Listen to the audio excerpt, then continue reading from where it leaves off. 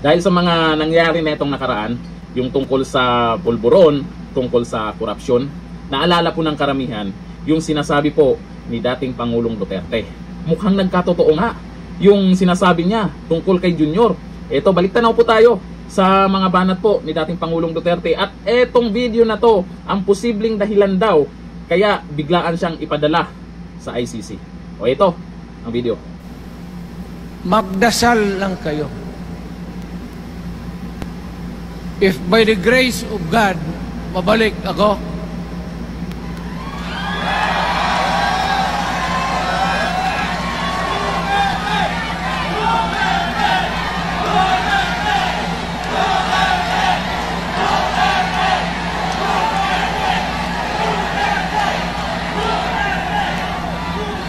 milagro lang naman yan, hindi ba yan totoo? Putang ina kung mabalik ako, arestuhin ko kayo lahat for the swindling of the Filipino people. You committed fraud. Pinagsayangan ninyo ang pera namin. People's Initiative does not involve buying the vote or the signature of the Filipino. Talagang mga wala kayong prinsipyo, mga putang ina ninyo. Yun naman, baski ano ka, diyan katagal ako. Yan. Yung sa likod ko, umupo ako diyan. Vice Mayor ako. Diyan, Mayor ako, pinakamatagal. Naging congressman ako. Presidente. Kayo, nagpasok sa Congress, eleksyon, nanalo, Seiko. So, parang ganito, yung mga, para sa mga balaga, pati yung lalaki. Pasok niyan, Seiko. Paglabas niyan, pagkatapos, Rolex na. Pumunta ng Malacanang, nakatamaraw, paglabas niyan, nagka-Mercedes-Benz. Busog kayo lahat. Tingnan ninyo yung mga bahay noon ng mga congressman at tingnan ninyo ngayon kung ano kayaman sila, lalo na yung mga bahay nila sa Maynila.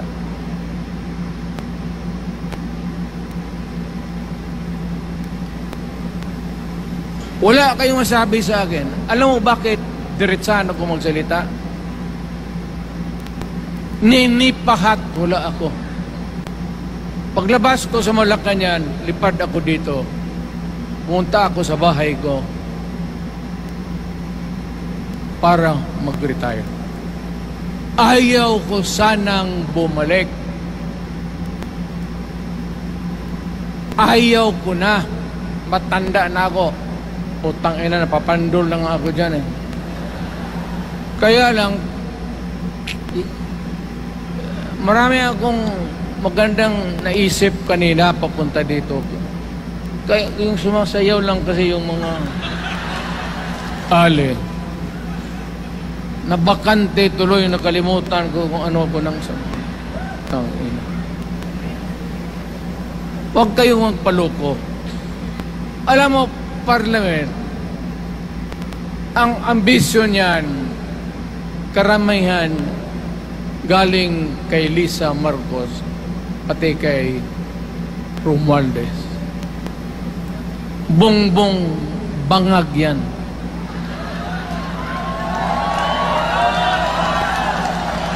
That's why sinasabi ko na sa inyo ngayon, si Bongbong Marcos bangag noon, ngayong presidente na, bangag natin ang presidente. Kayong mga military, alam ninyo yan. Lalo na yung nasa Malacanang. Alam ninyo,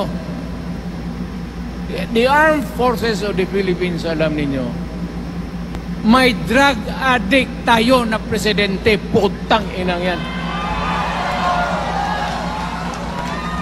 Ayun ang bakit ako nagkaroon ng kaso ng ICC. Sabi nila, pinapagpatay ko raw yung mga drug user at drug addict. Mabutit na lang wala na ako sa pwesto, baka kasali ka pa. No, Mr. President, pinilit ninyo kami. Kayo yung sa Bisaya, kinikitoy mo yung Pilipino. You are testing the waters. Not even. You are, pushing to the limits ang pasensya ng Pilipino. Huwag mong gawin yan. Huwag mong gawin yan, huwag mong ituluyan kaya magkagulo. Pag hindi namin napilitan kayo sa mga rallies, sa aming mga boses, ang sentimento namin, ako'y sinasabi ko sa military, nag-hemorrhage ang bayan, gastos dito ng gastos doon. Tapos kung mag-speech, ang pinag-usapan ang putang inang pobreng Pilipino.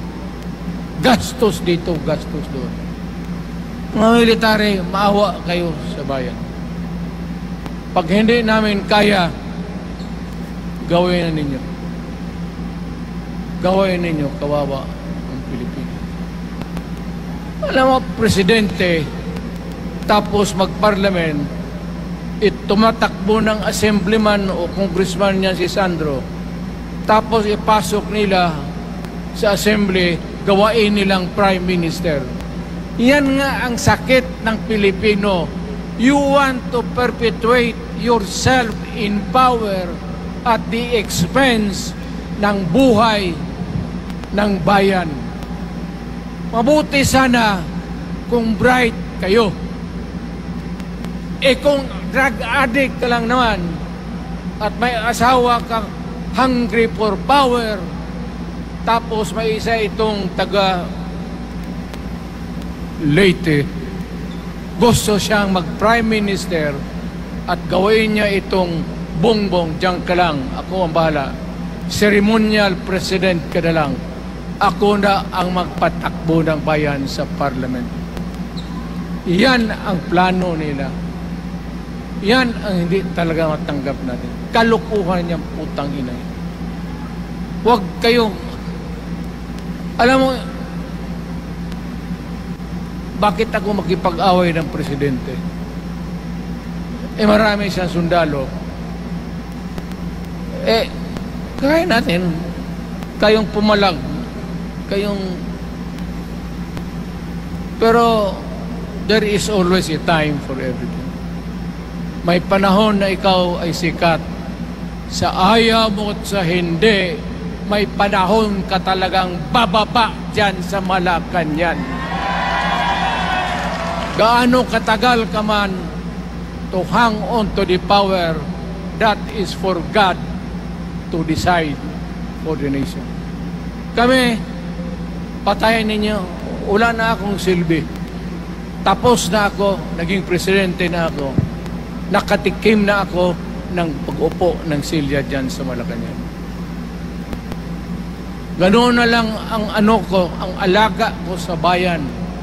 Alam mo ba, tanungin mo yung lahat ng senador, magbisita sila, isang kanin, isang pork chop o isda, sabaw. Noong panahon ko, sabi ko, yan lang ang mapakain ko sa inyo. Walang steak kasi mahal yan.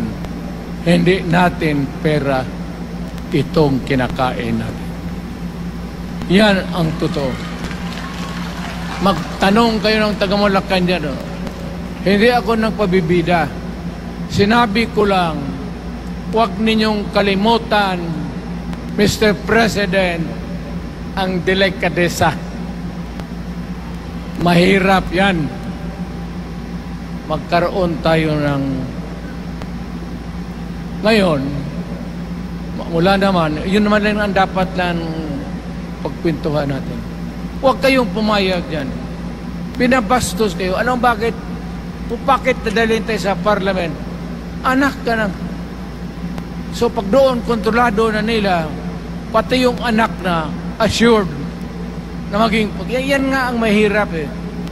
Lahat na maging presidente, ang pamilya nila, walang inisip kung hindi paano titira dyan hanggang sa matapos ang panahon. May I remind you, itong election, papalit-palit ito. Para sa lahat, mayroong Ilocano, may Bicolano, may Bisaya. Hindi mo pwedeng suluhin yan. The election is a cleansing process. It does not, it's never the intention of the whoever wrote the Constitution na ikaw, isang Pilipino, taga-Paway, taga-Batangas, taga-Davao, ikaw, Rodrigo Duterte, nandiyan ka na, huwag ka nang umalis. It was not the intention of the lawmaker. Demokrasya tayo, Mr. President. Huwag mong kalimutan na isang term ka lang pagkatapos bababa ka na. Pag ayaw mong bumaba, utang ina magkagulo ang bayan, sabihin ko sa inyo. Ngayon, nakikinig kayong mga military. Gusto ninyong iwasan ang dugo? Kayo lang ang makapigil nito. Putang ina, pigilan mo yung kalukuhan na yan. Pagka hindi itong rally na ito, it will multiply all over the Philippines and there will be trouble. Kami ako ang nauna kasi galit ako. Dumaan ako ng presidente. Not even for a minute did I think or was thinking of extending my term even for one day. Nung natapos ako sa araw na yon, bumaba ako, sumakay ako, lumipad ako dito sa Davao. Ikaw, Mr. President, hintayin mo yung 6 year, kalimutan mo na yung kay Romualdez kasi yan ang magpahamak sa iyo. At maraming magagalit sa iyo, pati na ang militar. Kaya hindi na ako magtatagal. Yun lang ang dasal ko. Reject. Protect the Constitution. I am calling now the armed forces and the PNP. Protect the Constitution. Trabaho ninyo yan. Huwag ninyong kalimutan. Kami, inyong dapat, you should worry about the nation. The millions of Filipinos. Huwag kayong mag-isip lang ng isang pamilya. Putang ina. Ilagay ninyo sa utak ninyo yan. Bahala kayo. Balang araw, magsisihan. Pero kasi umuulan naman, hindi ulan. Hindi. Shower lang yan doon sa Malacanang ginagawa nila. Pasirit doon.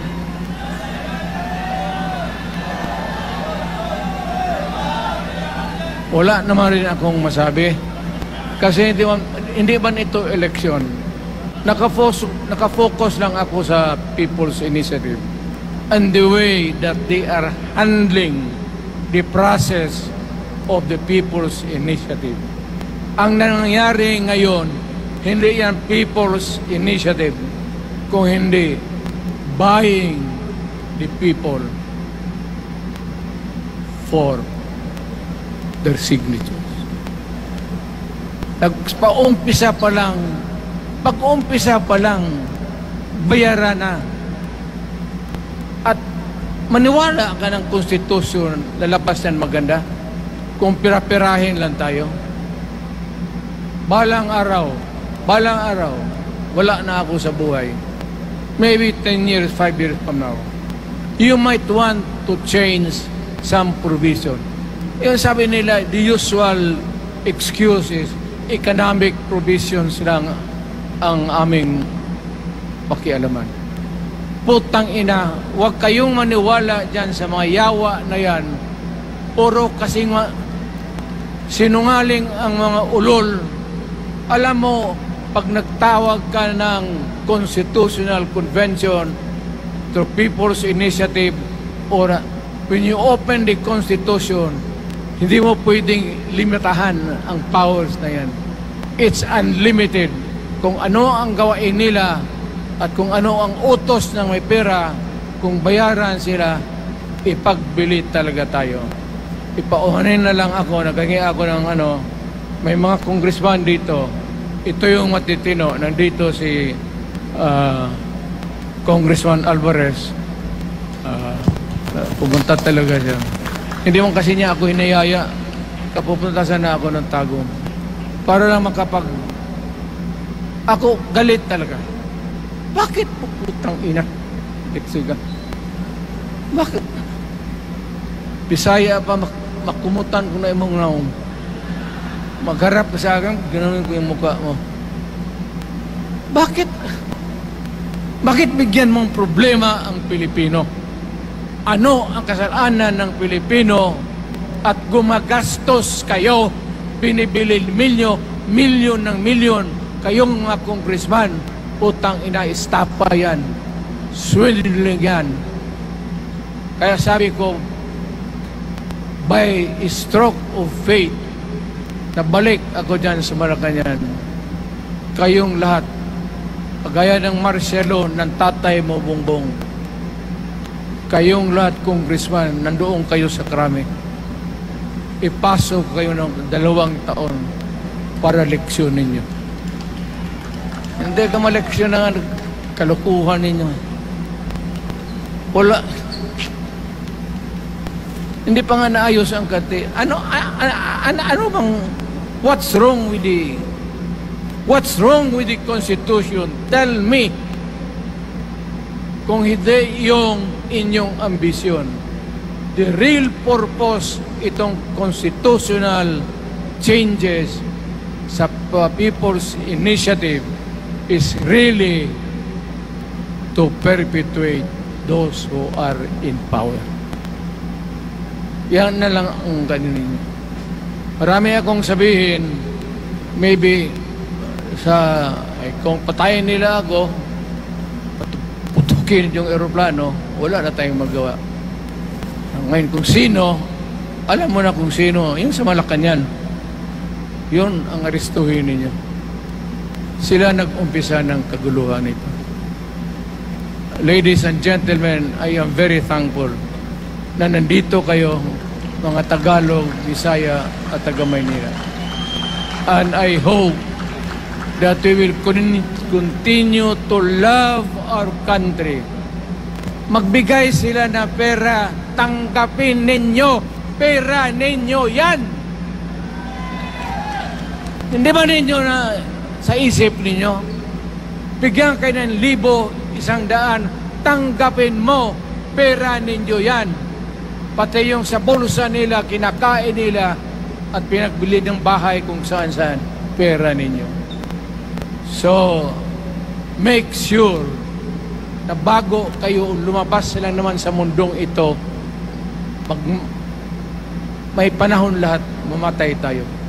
Mag-iwan kayo ng isang prinsipyo.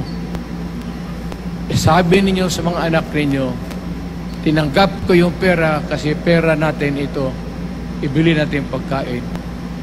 Pero yung prinsipyo natin, huwag natin ipagbili. Yan ang iiwan mo sa mundong ito para sa mga anak ninyo. At yan ang dadalhin mo sa langit. Pagka sinabi ni San Pedro, anong nagawa mo? May ginawa ako para sa bayan. Tapos magsabi si San Pedro, ano pa? Yung mga ibang bagay na ginawa mo, mga kasalanan, mga kabit, ganun. Sabihin mo kay San Pedro, San Pedro, nandito ako sa langit para makipag-isa sa Diyos. Nagkatotoo na ba? Yan ang sinasabi po ni dating Pangulong Duterte. Tungkol po dyan sa pulburo na yan, sa korupsyon na yan, si VP Sara Duterte din nagsalita tungkol dyan. Binaliwala ng iba. Pero depende po yan sa inyo kung naniniwala kayo dito sa sinasabi po ni Tatay Digong. Pero ayon sa mga nagkomento, mukhang nagkakatotoo. O eto, ayon kay Edna, tama ka talaga, our dear President. Sabi po ni Eduardo Basa, ako'y Ilocano, pero ako'y labis na humahanga sa iyo, President Rodrigo Duterte. Lalo na sa pamamalakad mo ng Pilipinas, tama ang hula mo kay BBM. Ako po. Sabi ni Otilo Lava, iyan ba ang sinasabi nila na kurap? Wala pang ang bahay at sasakyan at jet, paninira lang na kurap si PRRD. Sa bagay, makikita naman natin kung sino talaga yung mga kurap dyan, kung sino talaga yung mga buhaya dyan. Makikita nyo po kung ano yung mga, yung anak nila, nagmamayabang, na may ganito sila, may private jet, ang ganda ng pamumuhay, di ba? Sabi ni Marites Santiago, matalino talaga ang dating Pangulong Duterte. Kaya napapansin nyo, kahit papano, ay natapos ni dating Pangulong Duterte pagiging Pangulo niya, hinahanap pa rin yung pamamaraan niya ng karamihan na. Kasi may mga iilan talaga dyan ako kontra. Kasi alam natin, nung panahon ni Tatay Digong, kawawa yung mga nagpupulburon. Kawawa yung mga negosyante ng mga pulburan. Siyempre, ayaw nila na maibalik yung Duterte. Dahil lugi sila. Dahil delikado sila.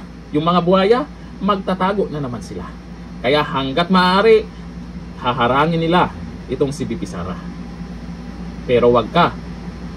Ang kakampi ng mga Duterte, taumbayan, gustong ilagay siya bilang presidente. Ganito na lang, thank you. Bye-bye.